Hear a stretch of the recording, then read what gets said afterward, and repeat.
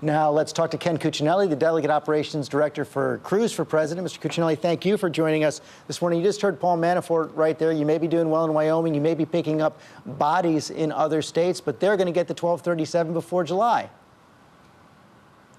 Well, you know, if they do, that's the threshold either side's got to get over.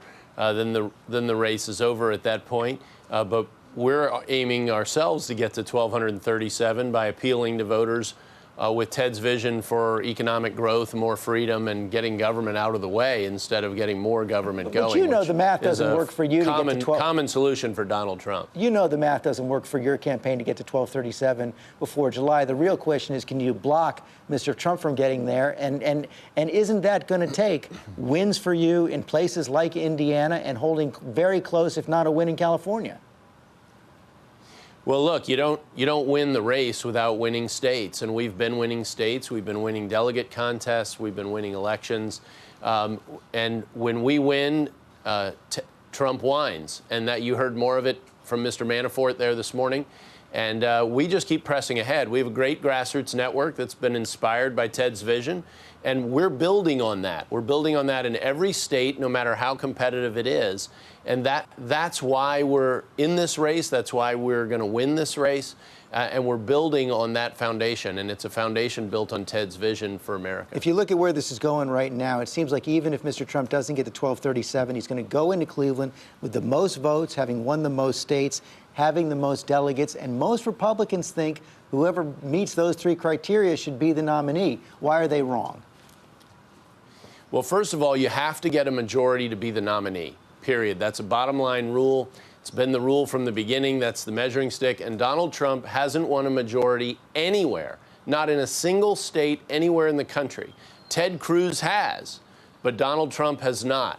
So when we get to Cleveland, if no one has the 1237, which appears most likely at this point, then you still have to get to 1237. That's the benchmark. You know, football teams don't get to get in the red zone and then demand a touchdown and then cry about it when you don't give them one. But that's what we're dealing with the Trump campaign. Lots of football teams get in the red zone and lose. You also just heard Mr. We're aiming to win this by building up the number of folks who support Ted, and he's growing the coalition he needs to win. You just heard Mr. Manafort say you guys are doing it with the help of breaking the rules.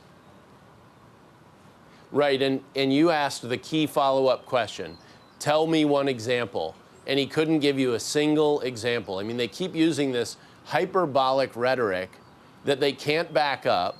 And he said, well, you know, the lawsuits are coming. He can't answer the question because we're playing within the rules established a long time ago and motivating voters based on Ted's vision. That's why we're winning now. That's why we're rolling through so many of these states.